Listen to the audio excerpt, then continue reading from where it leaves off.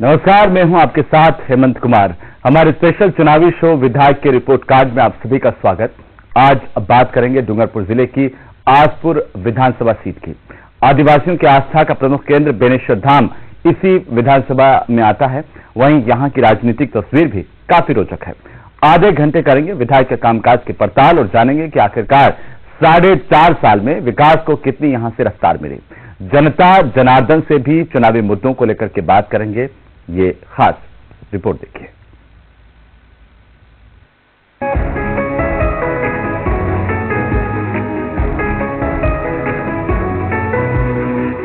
डूंगरपुर जिले की 4 विधानसभाओं में से आसपुर विधानसभा अपनी अलग पहचान रखती है, क्योंकि राष्ट्रीय पहचान रखने वाला बेनेश्वर धाम, संभाग का दूसरा सबसे बड़ा सोमकमला अंबा बांध और विधवा माता तथा आशापुरा धाम जैसे प्रसिद्ध धार्मिक स्थल इसी विधानसभा में आते हैं।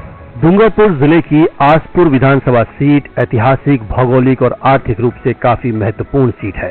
राजस्थान के साथ मध्य प्रदेश, गुजरात और महाराष्ट्र के आदिवासियों की आस्था का प्रमुख केंद्र बेनेश्वर धाम इसी विधानसभा सीट में आता है। प्रसिद्ध शक्तिपीठ विधवा माता और आशापुरा धाम क्षेत्र की शान है। कृषि प्रधान इस इलाके में सोमकमला बांध से सिंचाई और पेयजल की आपूर्ति होती है। भरपूर पानी मिलने की वजह से क्षेत्र में फसलों की बम्पर पैदावार होती है। इलाके की राजनीतिक तस्वीर भी काफी रोचक है। 2018 में पहली बार चुनावी मैदान में उतरी भारतीय ट्राइबल पार्टी ने दोनों प्रमुख दलों को कड़ी टक्कर दी थी और सिर्फ 5000 वोट के अंतर से हारकर दूसरे नंबर पर रही थी।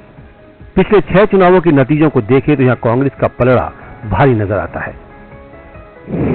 1998 में कांग्रेस के ताराचंद भगोरा यहाँ से विधायक बने, तो 2000 के उपचुनाव में कांग्रेस के राया मीणा विधायक चुने गए। 2003 में कांग्रेस के राया मीणा फिर से चुनाव जीत गए। 2008 में कांग्रेस के राया मीणा तीसरी बार यहां से विधायक बने। 2013 में बीजेपी के गोपीचंद मीणा विधायक बन गए, तो 2018 में बीजेपी के गोपीचंद मीणा ही दोबारा विधायक बने। बांसवाड़ा, प्रतापगढ़ और उदयपुर जिले की सीमा से लगती आसपुर विधानसभा सीट एसटी रिजर्व है, जहां वोटर्स की संख्या 2.5 लाख के आसपास है।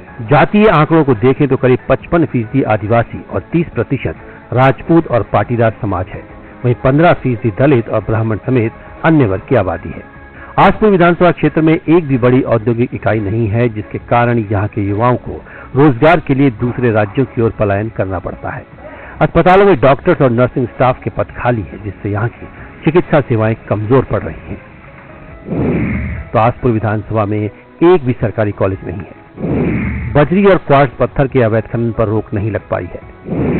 सोमकमला बांध की नहरों के सीपेज से खेत और फसलें खराब हो रही हैं। नहरों की सफाई और मरम्मत के लिए समय पर बजट नहीं मिलता। डूंगरपुर जिले के आसपुर विधानसभा में विधायक गोपीचंद मीणा पिछले 9.5 साल से विधायक है। वहीं यह सीट परंपरागत रूप से कांग्रेस की रही है। आजादी के बाद से अब तक 1 दर्जन से ज्यादा विधायकों में से गोपीचंद मीणा ही लगातार 9.5 साल से यहाँ पर विधायक है। इससे पहले कांग्रेस के राया मीणा सहित अन्य विधायकों का यहाँ पर लगातार जीतना रहा है। स्थानीय विधायक गोपीचंद मीणा का दावा है कि उन्होंने आसपुर विधानसभा में विकास कार्यों पर करीब 6.5 करोड़ रुपए खर्च किए हैं, जबकि लंबे समय से अधूरे पड़े प्रोजेक्ट के 5.5 करोड़ खर्च नहीं हो पाए हैं। आसपुर विधायक के दावे हैं कि बेनेश्वर टापू पर 130 करोड़ का पुल स्वीकृत किया है। पेयजल के लिए 365 करोड़ की योजना स्वीकृत हुई है। क्षेत्र में 2 बड़े एनीकट और 3 ITI लाए गए हैं। सावला दोगड़ा को तहसील मुख्यालय बनवाया गया है। सरकार ने हाल ही में सलूंबर को नया जिला बनाने की घोषणा की है। सलूंबर आसपुर सीट से लगता हुआ इलाका है, लिहाजा सावला और आसपुर पंचायत समिति के नए जिले में चले जाने के डर से विधानसभा के लोग 2 धड़ों में बंटे हुए दिखाई देते हैं। एक धड़ा सलूंबर में मिलना चाहता है तो दूसरा डूंगरपुर में ही रहना चाहता है।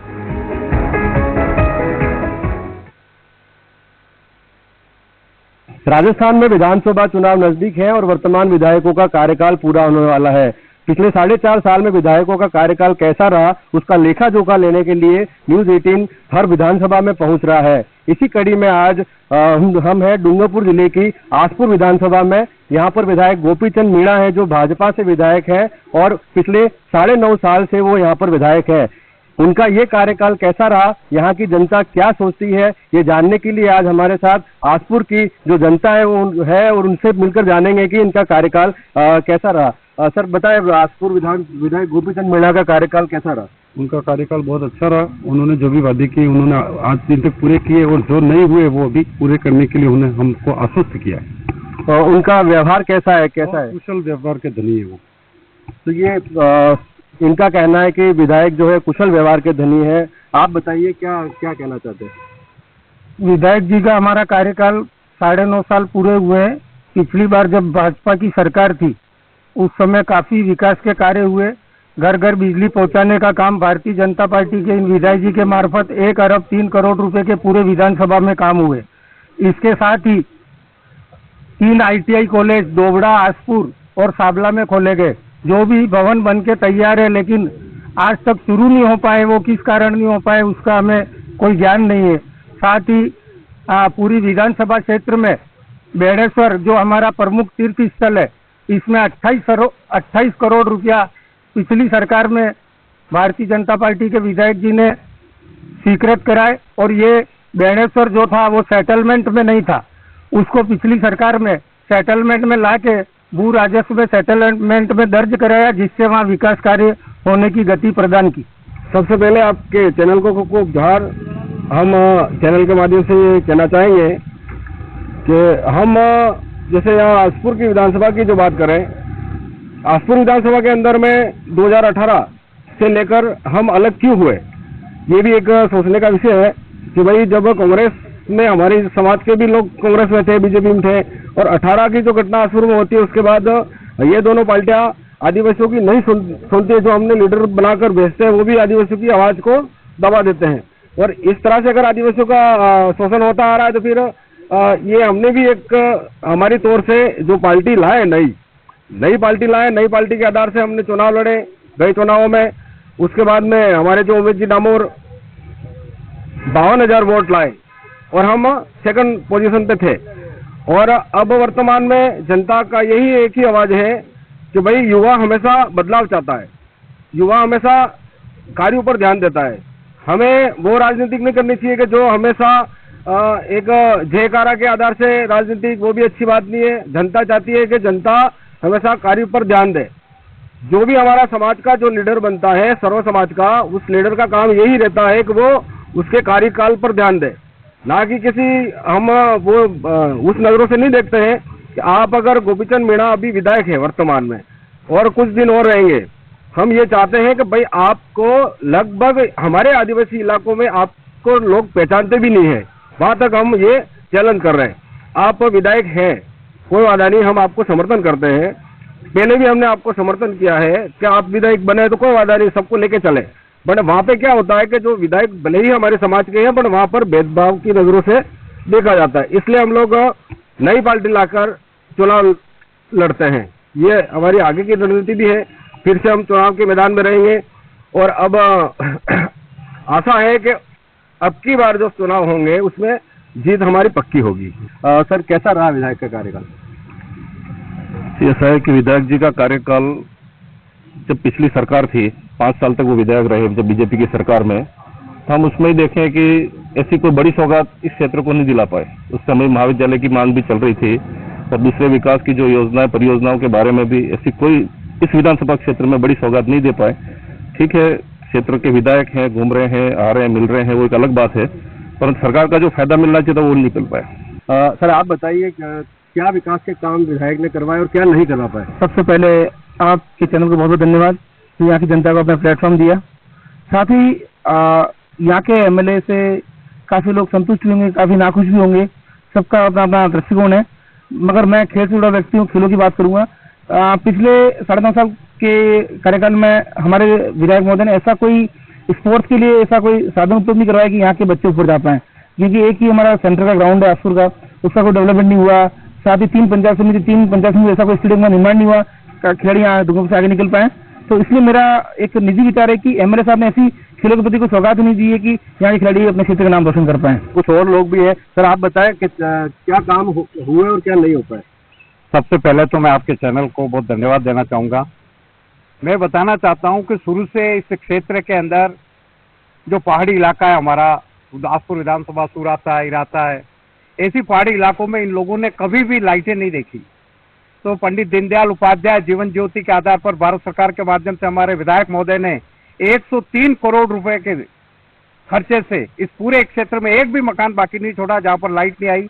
250 की आबादी को डामर से जोड़ने का काम किया और 151 गांवों को पेयजल, जो बिल्कुल ही लोग परेशान थे, मैं कह सकता हूं कि एशिया का सबसे ज्यादा फ्लोराइड हमारे इस क्षेत्र के अंदर है, जहां बहुत बड़ी हमारे पाल मांडव और बोजाता का इलाका है, वहां पर घर घर पे नल पहुंचाने का और नल में पानी ले जा करके हम अंतिम दौर के अंदर चल रहे हैं। हमने पंचायत समितियां बनाई, हमने तहसील बनाई, हमने कमलाबा डैम का आईएन ऑफिस कमलाबा डूंगरपुर से हासपुर में लाए, पंचायत समिति बनी, कई उपखंड खोले और कई ऐसे काम किए जिसकी वजह से हमारा लोकप्रिय विधायक गोपीचंद जी मीणा को यहाँ के हासपुर की जनता बहुत पसंद करती है और उसका बहुत स्वभाव भी ऐसा है कि वो आम जनता के बीच में बैठते हैं, धार्मिक स्वभाव के व्यक्ति हैं।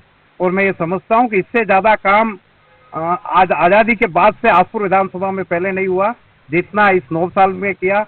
भैरव सिंह जी शेखावत के मुख्यमंत्री काल में भी हुआ, वसुंधरा राजे के राज में भी हमारे यहाँ हासपुर में बहुत काम हुए, कहीं किसी तरीके की कमी नहीं रही। मैं ये मानता हूँ कि इस क्षेत्र की चिंता विधानसभा में हमेशा की और विधानसभा में इस चिंता की वजह से बेनेश्वर को 28 करोड़ रुपया मिला हमारे, जहाँ विकास के काम हुए। सलूबर से हमारा मेगा हाईवे यहाँ से होकर के निकला, धरियावत से हमारा जो हाईवे वो सावला होकर के निकला, इसलिए काम तो खूब हुए, काम में कोई किसी तरह की कमी नहीं है।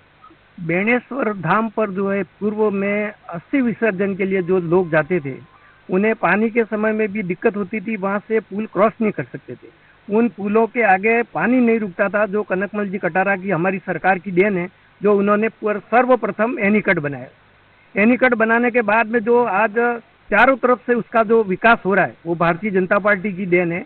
रही बात आपके चैनल के माध्यम से आप इस डेबिट में पूछ रहे हैं, हासपुर के विधायक के बारे में जो आप कह रहे हैं, गत वर्ष में जब हमारी सरकार थी तब प्रत्येक पंचायत हेडक्वार्टर तक शिक्षा को जागृत करने के लिए सभी पंचायत हेडक्वार्टर को सीनियर सेकेंडरी में क्रमोन्नत किया। और रही बात दूसरी विधायक की, जो एक साधारण परिवार से हैं और साधारण व्यक्ति है, 36 कौमों को साथ लेकर के चलने वाले व्यक्ति है, उनमें किसी भी प्रकार का कोई भेदभाव नहीं है और बहुत सारे विकास हुए। जैसे अभी हमारे सूरज जी भाई साहब, अनिल जी ने और सभी लोगों ने जो गिनाए हैं, काम गिनाते शाम हो जाएगी। भारतीय जनता पार्टी के राज में जितने भी विकास के कार्य हुए उतने आज दिन तक गहलोत साहब के कार्यकाल में कोई कार्य नहीं है। सारे किसान दुखी, जितनी भी घोषणाएं की है वो सारी घोषणाएं अपूर्ण है। युवाओं को रोजगार देने के लिए 3500 रुपए की उन्होंने घोषणा की थी, जो आज युवाओं को 20 पेपर लीक हुए, जो आज दिन तक जो है युवा भटक रहा है। सकता हूँ कि डॉक्टर की कमियां थी, हॉस्पिटल तो सीएससी पीएससी सब पहले से खुले हुए थे, अब उसमें डॉक्टर नहीं थे। मैंने विधानसभा में बात रखी थी और इस बात को लेकर के मेरे पूरे जहाँ जहाँ सीएससी पीएससी थी वहाँ डॉक्टर भी आगे लगा दिए। ऐसी क्या खास मांगे रही या विकास कार्य जो आप चाह रहे थे और सरकार ने नहीं दी या नहीं हो पाए? उसका एक कारण रहा कि मेरी मेन डिमांड थी कि हासपुर में एक मुझे कॉलेज मिलता तो जनजाति लोगों को, बच्चों को पढ़ने के लिए उदयपुर है, डूंगरपुर है, इधर नहीं जाना पड़ता।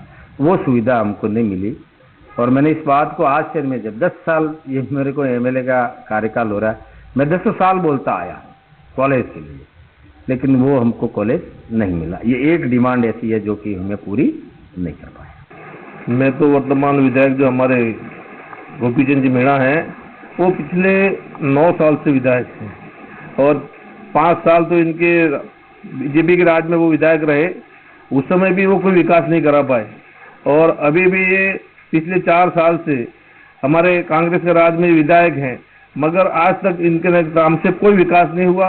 वो फेल हैं, न कहीं भी हमारे मुद्दे किसी तरह के उसमें या न ही कहीं हमारे विकास कर।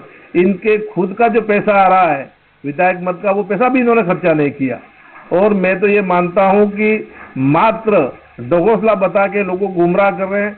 पूरी हासपुर विधानसभा में एक काम विधायक बता दे कि मेरी विधानसभा में जाने के बाद में मैंने एक नया काम किया, बड़ा काम किया, ऐसा तो मैं इनको पूछूंगा कि आपको धन्यवाद कि आपने एक बढ़िया काम किया, मगर आज तक हमारे विधायक ने हमारी किसी भी बात को यहाँ पर विधानसभा नहीं उठाया आज तक। सर, बीजेपी और कांग्रेस बारी बारी से जो राज किया उसको लेकर के आपका क्या कहना है? सबसे पहले आपके चैनल को धन्यवाद देते हैं क्योंकि आप हमारा ये कवरेज जो आप सब तक जनता तक पहुंचा रहे हैं। आज जो बात ये डिबेट में चल रही है कि बीजेपी और कांग्रेस सरकार, मैं दोनों का समर्थन नहीं करता हूँ।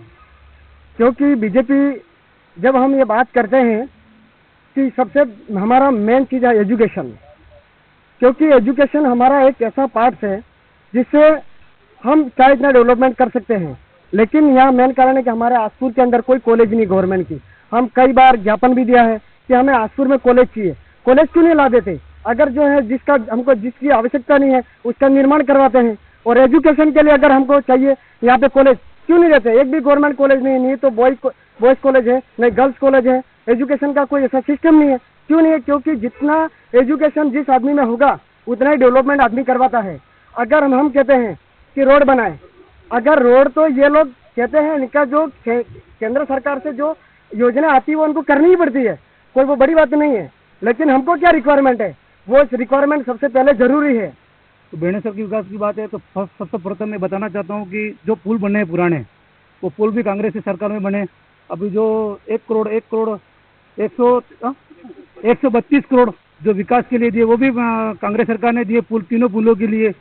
और पहले भी जाते थे लोग, नदी पार करके जाते थे पानी के, लेकिन गहलोत सरकार की वजह से आज जो विकास हुआ है वो कांग्रेस सरकार की वजह से हुआ है, विकास जो भी बेणेसर में हुआ है। सर, महंगाई राहत शिविरों को लेकर के आप क्या कहेंगे, कितने सफल है महंगाई राहत शिविर? महंगाई राहत शिविर काफी सफल आयोजन पूरे राजस्थान के अंतर्गत हुआ है और वर्तमान में हमारे आसपुर क्षेत्र में हमारे दूसरे विधायक होने के बावजूद भी हमारे इस क्षेत्र के अंतर्गत हमारे राजस्थान सरकार ने इस तरह से शानदार कार्य किए हैं।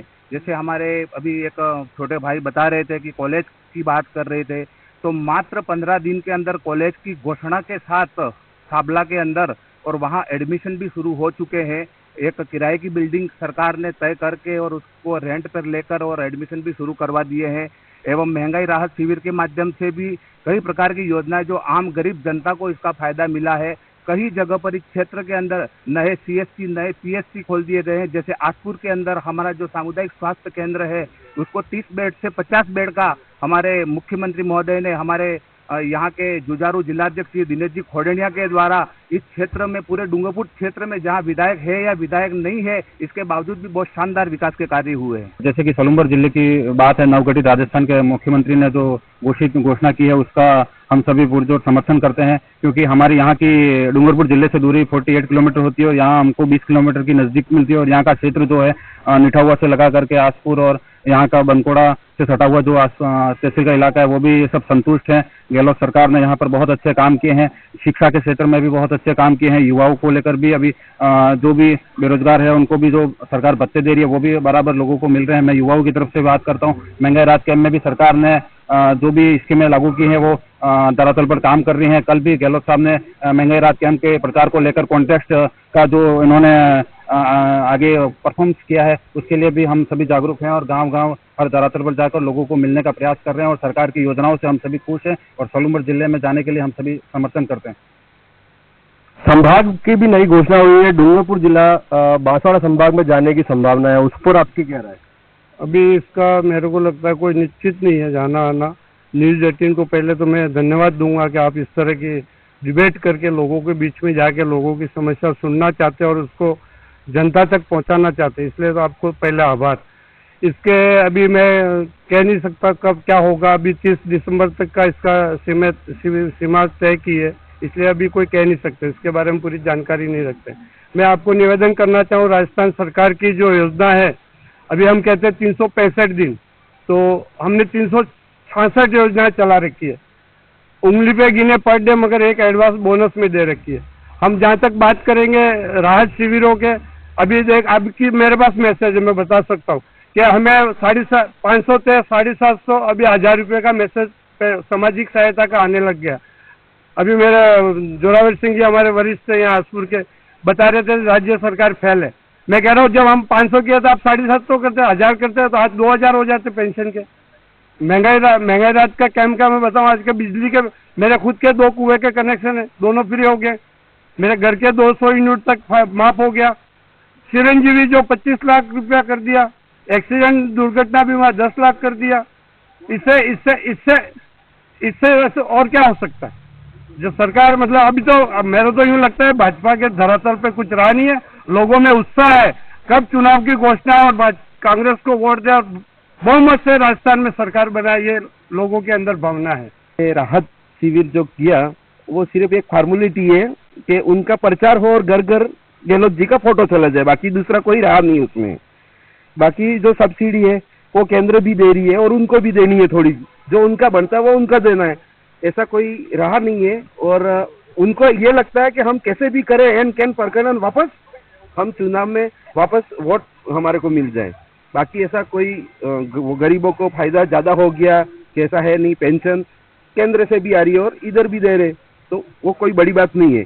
वो रूटीन जो काम हो रहे थे वही काम